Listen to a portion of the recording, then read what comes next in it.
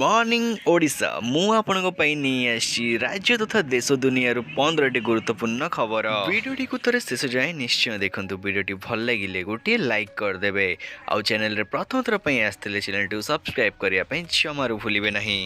चलतु नजर पकेबा आज प्रथम खबर उपरे।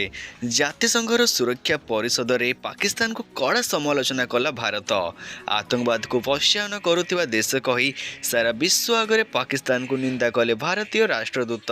परवर्ती खबर, लाल किला निकट में होइथिबा भयंकर कार विस्फोरण रे नहीं सारा देश में आतंक खेली जाइछि।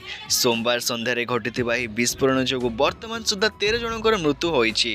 20 रु अधिक डाक्तरखाना बेड रे चिकित्साधीन अछंती।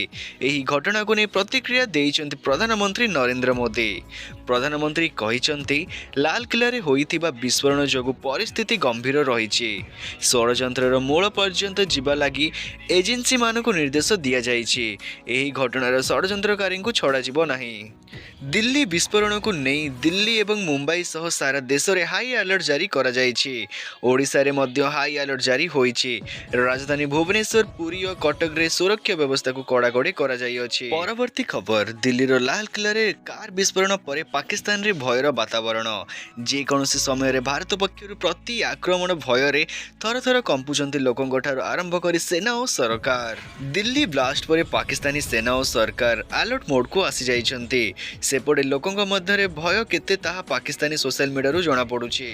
परवर्ती खबर, पहलगाम घटना को नहीं चर्चा थमी नथिया बेले दिल्ली रे सोमवार घटिथिबा बड़ विस्फोरण भी सारा विश्व रे चर्चार विषय पलटिछि। एहारी भितरे सरकार को घेरिछंती विरोधी। कांग्रेस केंद्र सरकार को एथि लागि समालोचना मध्य करूछि। गत 6 मास मध्य 41 जनक जीवन जाइछि। एथि लागि दायी किए बोली प्रश्न करिछि कांग्रेस। कांग्रेस नेता कहिछंती बड़ बड़ कथा कहवा द्वारा आपणकर विफलता एवं बारंबार गंभीर सुरक्षा त्रुटि लुचाई हेबो नाही। जदि निर्दोष जीवन चली जाए तेबे प्रश्न उठिब, उत्तरदायित्व निर्णय करा कारण देश सुरक्षित हाथ में नाही। परवर्ती खबर, ओडिशा रे शीतलहरी वृद्धि पाउथिबा बेले आसंता 24 घंटा मध्य रातिर सर्वनिम्न तापमात्रा 2 रु 3 डिग्री ह्रास पाई पारे बोली भारतीय पाणीपाग विभाग मंगलवार सूचना देइछि। पाणीपाग विभाग पक्षरु 11 और 12 तारिख रे कंधमाल, झारसुगुड़ा और सुंदरगढ़ जिला पई शीतलहरी अलर्ट जारी करा जाई अछि। तेबे यहाँ पर सर्वनिम्न तापमात्रा रे आउ कोनोसी ह्रास हेबो नाही। ओडिशा आडको उत्तर पश्चिम पवनर प्रभाव जोगु पारद स्तर ह्रास पाइछि। गत 24 घंटा मध्य कंधमाल, दारिंगबाड़ी रे सर्वनिम्न तापमात्रा 9.5 डिग्री सेल्सियस को ह्रास पाइछि।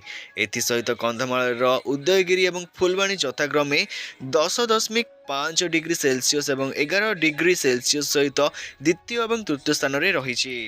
परवर्ती खबर, सरकारी कर्मचारी मृत्यु पर परिवार पेंशन संपर्कित नियम रे सरकार संशोधन करिसंती। पेंशन ग्रहणकारी पितामाता पई मध्य एक स्पष्टीकरण जारी करा जाई अछि। एबेटरु वर्धित पेंशन हार पाइबा पई जारी रखिबा पई उभय पितामाता को प्रतिवर्ष जीवन प्रमाणपत्र दाखल करिया को पड़िबो। केंद्र सरकार सरकारी कर्मचारी पेंशन नियम रे संशोधन करिसंती। नुआ नियम अनुसार जदि उभय पितामाता 75% वर्धित पेंशन पाइबा को चाहती तेबे सेमानकु प्रतिवर्ष एक जीवन प्रमाणपत्र दाखल करिबा को पड़िबो। पेंशन सठिक एवं सठिक हार में बंटन हेबा निश्चिंत करिबा पई पेंशन एवं पेंशनभोगी कल्याण विभाग द्वारा स्पष्टीकरण जारी करा जाई अछि। परवर्ती खबर, बिहार रे द्वितीय एवं शेष पर्याय भोट समाप्त हेबा परे एक्जिट पोल प्रकाश पाइबा आरंभ होइछि।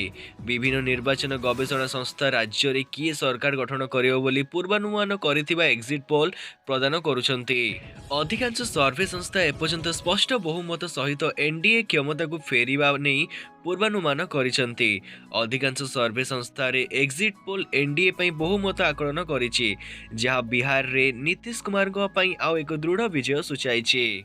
तेजस्वी पूर्ण शक्ति सहित निर्वाचन लड़ीथिले किंतु से एक्जिट पोल रे पछरे पड़ी जाइथिबा देखा जाउछि। आज पई एति कि वीडियोटी भल लागिथिले गोटिए लाइक कर देबे आ चैनल रे प्रथम थर पई आस्थिले चैनल टू सब्सक्राइब निश्चय करनेबे।